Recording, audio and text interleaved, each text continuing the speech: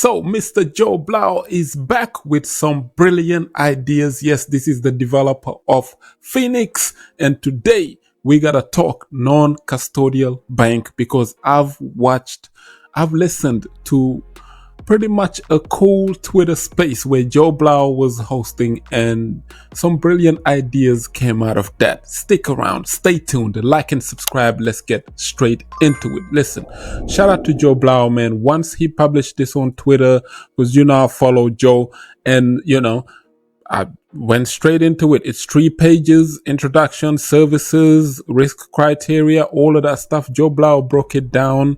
I think he might have a banking background, bro, because he kind of touched upon it in this Twitter space that I'm about to play snippets of. And let's just listen to Joe Blau explain what he's trying to do and what he's trying to, bring into the Xen ecosystem, especially, in DeFi.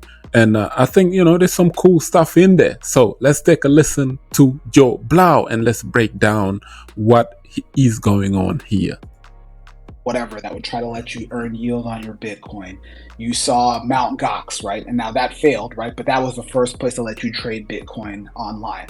You saw early projects like Coinbase, which were early wallets. And so Bitcoin laid this foundation. Listen, shout out to all the Xenians that are hosting these Twitter spaces. Could be Joe Blau, sometimes Raz comes onto these Twitter spaces. Simple Water, does great breakdowns of, his Twitter spaces are always lively, man. Very informational, and, developers come on there, YouTubers, all kinds of people come in there to exchange ideas. Just Xenians having their own space. Cloud Cox is another guy who hosts his own space. Even Trayvon hosts his spaces sometimes. But yeah, shout out to the Xen ecosystem, man, and all Xenians. But then people could build projects on top of Bitcoin, and those projects that were built on top of Bitcoin were not the first principles of crypto. They were actual businesses, right? Mining operations, Bitcoin ATMs, all types of other services that were all in service of that core base protocol. And I think that the Xen ecosystem gives you that base layer that anybody can build into, right? And I think the example that I gave when I was chatting was, Trayvon just showed up. So you've got, somebody like Trayvon, right? Great influencer, great YouTuber, super entertaining. He has his product, he has his brand that he uses that is tied into the Xen ecosystem. But if you like consuming that type of content, then you can subscribe to his channel, and that's his business. But it's built into and is driving value towards the Xen ecosystem. You've got people that are hosting Twitter spaces that drive value towards the Xen ecosystem. You've got the Zenflix project that drives value towards the Xen ecosystem. You've got all these different pieces of the pie, that are designed to drive value towards the ecosystem. And they're not, quote unquote, first principles, but they're built on top of and tied into the first principles. There you go, layers. Xen is a whole ecosystem. Shout out to Trayvon doing his thing over there, and, everybody, the Zenflix TV, Zenmon, Zen.pub. It's like you've seen everything that was built around the Xen ecosystem, the foundation, brick by brick, over the past 10 months. That's dope. That's phenomenal. Now there are certain people in the ecosystem, like myself, like Jack, like Razvan, who are running websites that, we're paying for out of our pocket. We're, making sure the servers are updated. We're making sure that we're connecting, have connections to the correct RPCs. We're making sure the contracts are right, and we're paying out of our pocket to host these services. And we're not getting paid for that. We're just running them because we believe in this first principles approach. But then on top of that, you've got things like, I would say probably the biggest project is like X1, right? And Jack is trying to figure out a way to make it first principles. But at the end of the day, it's his team that's building the tools, that's building the nodes, that's running the fastnet and the devnet. It's a project that is built on top of the first principles of crypto contracts that are immutable, can't be changed, and it's equitable for everybody to participate in. So I would say that this project is probably more in that vein of it's something that I want to build because I want to. I think that the Zen ecosystem has what I would consider A plus projects, right? If I was to basically say what are the projects that are going to be around for a long time, and have the least risk to people that want to learn about crypto, I would say it's the Zen ecosystem because everything else has some sort of caveat, whether they don't have audits, whether there's some like admin key that controls who can get in or out, or there's some sort of fee that gets taxed on. There's somebody who has some central economic ownership. No admin keys. It's self-custodial, non-custodial. And that's what makes Zen great. So what Joe Blau is trying to do is say, let's create a non-custodial bank and bring it into DeFi in a form of derivatives. You know, he kind of touched upon it over here. I was reading this right here. If you look at the trades, lending, compound, Aave, MakerDAO, the first wave of DeFi coins, the DeFi projects, this is what they were doing. They were all derivatives. And if you study the derivatives market, it's actually predicted to be a multi-trillion-dollar market. Why? Because I used to watch a guy by the name of Tika Tawari. I don't know if you guys remember him. Tika Tawari used to talk about this way back in 2019. And I made a lot of money with Tika Tawari because he used to have these programs where he would say, hey, 5 coins to 5 million. And then he would name coins like Synthetics, Compound, Aave. This is before DeFi, pre-DeFi. You know, before DeFi came into Ethereum, he predicted these things. So he used to make these predictions that these coins, because they dealing with borrowing, lending, yield farming, and derivatives, that he said that the derivatives markets, back in 2019, he was talking about this. He said the derivatives markets is the multi-trillion-dollar market. You can see that Joe Blau mentioned in terms of derivatives, DYDX and GMX. If you notice GMX, right now on the Arbitrum chain, the Arbitrum layer 2, GMX is locking in $425 million, $500 million almost locked in. And look at this, next to it, the category of what GMX does is derivatives. If you study the tokenomics of GMX, it's actually really low in terms of tokenomics, a bunch of millions. And this coin here could be huge next bull market. Why? Because the likes of GMX and all of these guys, Compound, Aave, and MakerDAO, their biggest problem is that they are on the heaviest chain, which is Ethereum.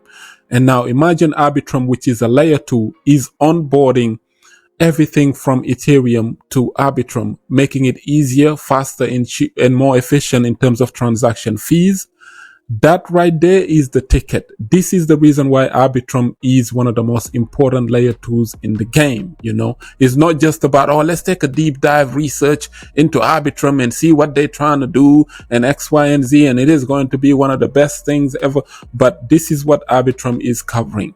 If derivatives have a chance, especially DeFi derivatives, to onboard banking money, which is what Joe Blau and them are trying to do, if that have a slight chance of making it, and they locked in this much money in terms of TVL lending and borrowing and all of this stuff, this type of thing is what makes a chain, you know, huge in terms of liquidity. Liquidity would storm in here like crazy once people learn how to do derivatives banking where they don't need the middleman anymore.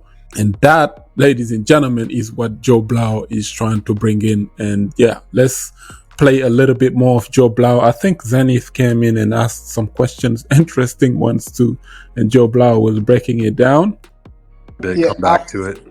Yeah, I think you a stock of something of investment scheme for developers. So real quick, Zenith, I actually just looked up the word bank, and just wanted to get the definition, Webster. You know, so yeah, there's a noun and then the verb. But, you know, if we're using it as a noun, it's a stock of something available for use when required. So, yeah, for sure. I think Zenith is like a pro crypto maximalist. So CG likes to, you know, hey, anything that has to do with bank and custodial stuff, he gets worried. So he's like, no. We need to stay decentralized and we need to stay crypto. But to Joe Blau's point, just listen to how Joe Blau replies to that. majority of people think of bank and they think of, oh yeah, JP Morgan, or they think of Wells Fargo or some of these bigger banks, and obviously there's small branches as well. But I think in Joe's case here, from my limited understanding, is a stock of something available for use when required. And in this particular case, that would probably be crypto, and I'm sure there'd be some different USDT or stable coins. Shout out to Simple Waters, man. Give feedback on the idea. And I don't know, maybe you might have missed the intro of when I described kind of how the project came to be. So if maybe that would help give a little bit more context. Like, this space is recorded, so you should be able to go back and listen to that. But the idea is that it stemmed from a lot of the early Xen projects, and really the idea is kind of all of the services that you would get from a traditional bank, right? So you would have trading, lending, borrowing, yield, derivatives, insurance, as Dr. V. Ray just brought up. None of that stuff is good for crypto. None of that is good for crypto.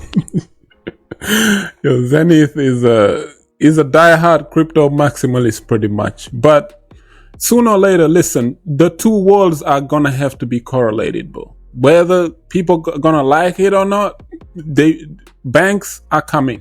And they're coming with customers, and they're coming with money. Now, the idea is, how do you convert those customers into crypto believers, as opposed to say, no, we just trust the banks and then they will be our custodial. So what Joe Blau and them are trying to do is, why not make it non-custodial, and we'll make it trustless, and they hold their own keys, and they come and do lending and borrowing and all of that stuff these banks are doing. You can do it in DeFi. But yeah. Okay. Well, that's your opinion. Yeah, that's if you believe that, then that's fine. And this product is probably not going to be something that you would want to use, right? For you would rather just connect to every single dApp yourself, figure out everything yourself, and then go through the process of trusting, hopefully Uniswap doesn't block your token, the front end. Hopefully, dbxen doesn't, something doesn't happen to them. Oh. Joe Blau just took a shot. Hey, shots fired. Joe Blau, did you listen to the reply of what Joe Blau just replied to Zenith? He said, "Yeah, you rather trust Uniswap until hey, Uniswap could be centralized, and it's a decentralized exchange, but you know what I mean. It's on Ethereum, bro, and Ethereum and all this other stuff that they're trying to do with centralization and the banks. It's scary now." And Joe Blau also said, would you rather trust dbxen? Hey, shout out to Raz, man. I like dbxen. Raz said, nope, y'all gotta respect me. I'm gonna click pause. Raz paused the website for 9 minutes and made people struggle. Your money was locked up. But shout out to Raz. He brought it back. I think he was doing some dbxen NFTs or updating some stuff. And yeah, it worked, man. That's what I like about the Xen ecosystem. The fact that dbxen is one of the best projects in the entire Xen ecosystem. To this day, dbxen, listen, Xen launched on Coinbase and dbxen launched on the same day. And Raz started to burn these tokens, and look at how crazy it went in terms of liquidity, and people were just happy to do that on the very first day, and it's working to this day. dbxen on base, come on, bro, that's a hidden gem. So shout out to Raz. You'd rather just trust each individual process, and that's fine too. I think that that's actually the best part about crypto, is that you don't have to trust a central counterparty. You can always go back around, and you can have another way to get access to your funds. And so that's what I feel like the real value of crypto is that you're never going to be able to get gate kept. So, well, especially too, like, we talk about in spaces all the time just about Xen, and like, hey, like, how come people aren't getting it? Like, this is literally the truth. Like, it's as pure as you possibly can get. And people are just so used to the current terrain or how it was done in the past or whatever.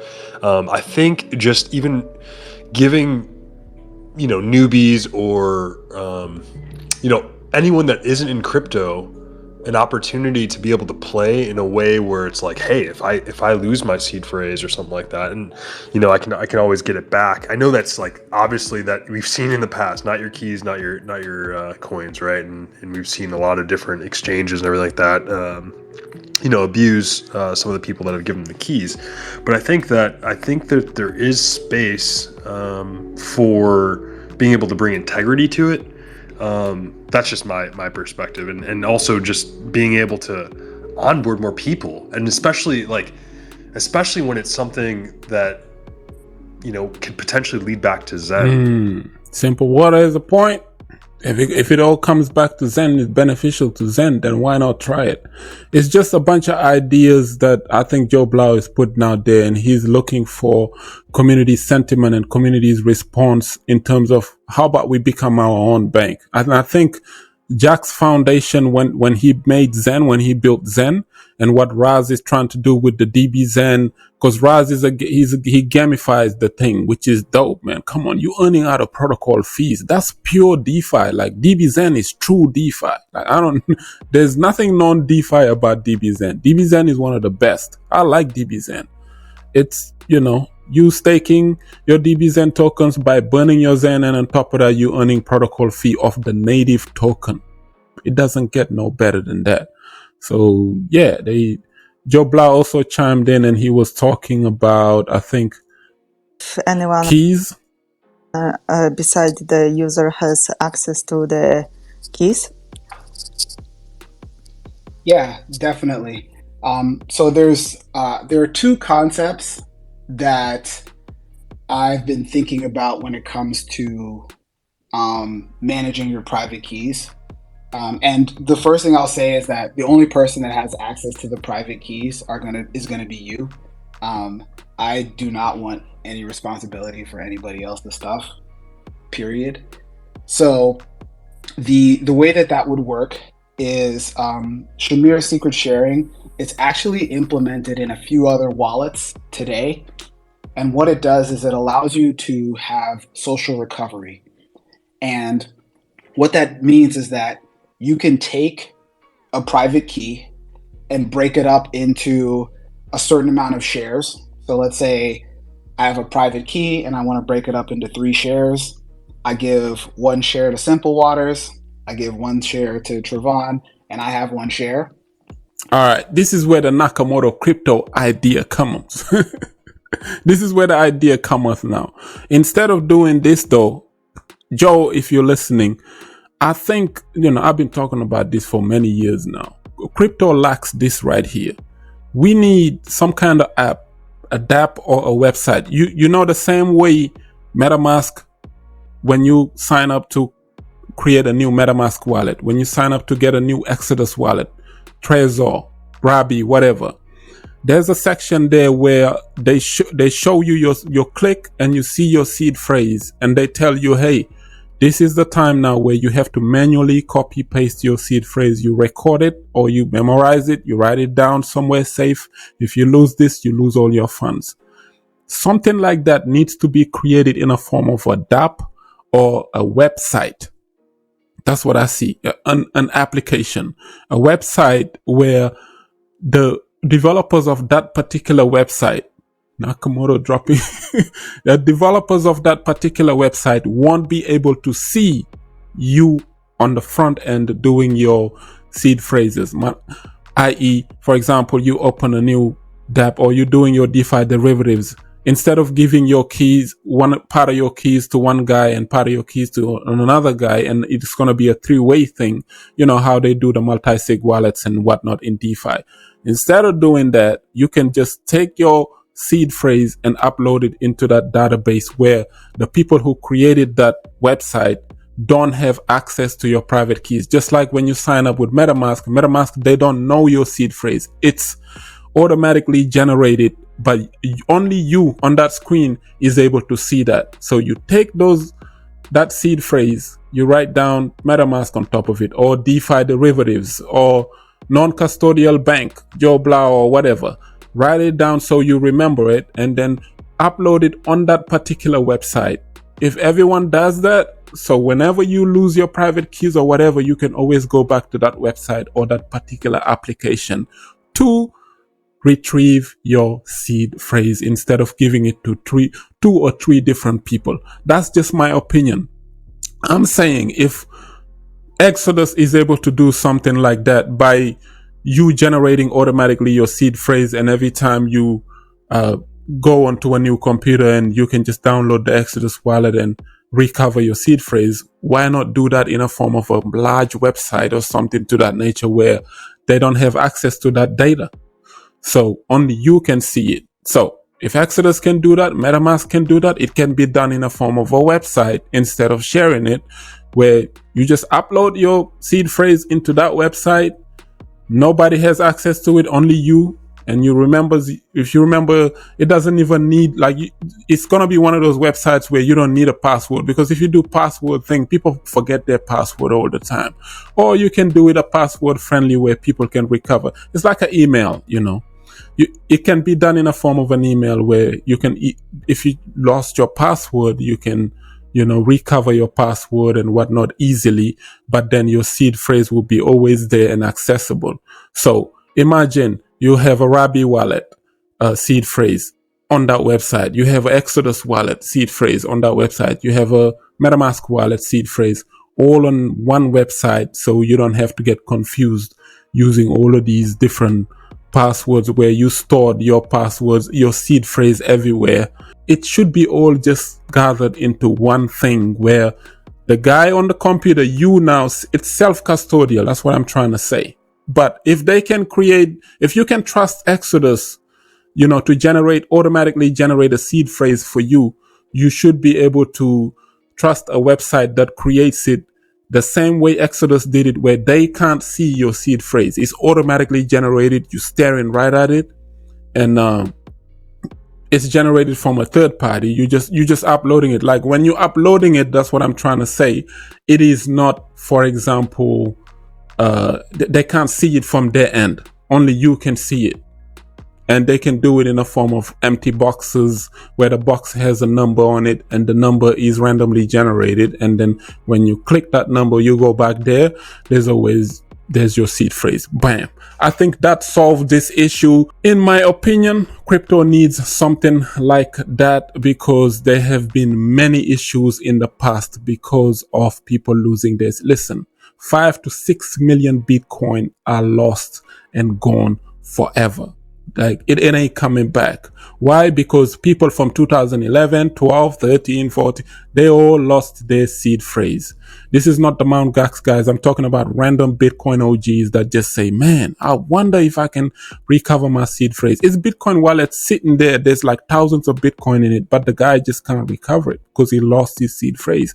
If we had websites like this back then, that Bitcoin would have been, here. So there's no more 21 million Bitcoin. There's only about 15 to 16 million circulating or something to that nature. And according to all of these data analytics sites, the large ones, they're saying that there's Bitcoins that haven't moved since Satoshi. Satoshi's 1 million Bitcoin haven't moved, which means either he passed away or they just lost their password. But there's 1 million Bitcoin somewhere sitting. And there's another guy who also had like 10,000 Bitcoin in a hard drive in a computer. His computer got broken and he accidentally threw it away. And he's been paying hundreds of thousands of dollars for people to go back to the landmine or field wherever he dumped that garbage from, a garbage that is now worth millions of dollars, where he dumped it from back then. And it's very unfortunate. There's also a case where people have been passing away, Bitcoin millionaire found dead or something happened, boat accident, whatever.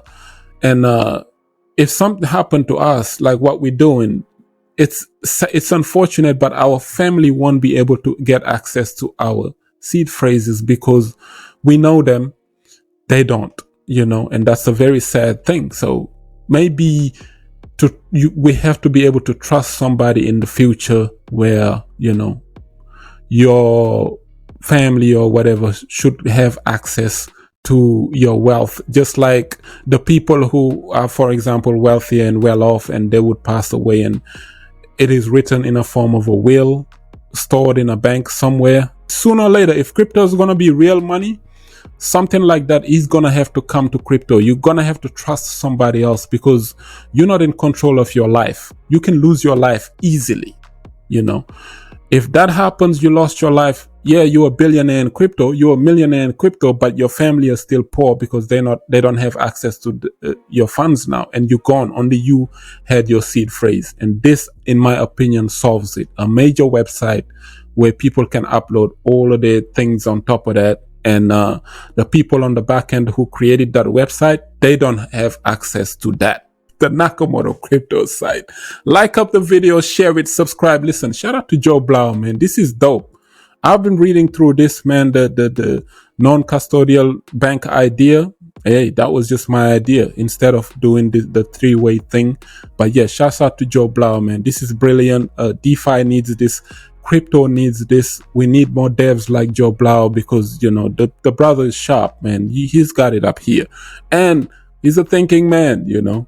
And he wanted the community feedback, so I've listened to the space. I really liked it. I enjoyed it, so I thought I would make a video and just you know, put my 2 satoshis in that one. So yes, shouts out to the Xen ecosystem. Like up the video, share it, subscribe for some crypto content. I have been Mr. Nakamoto Crypto, and I'm out.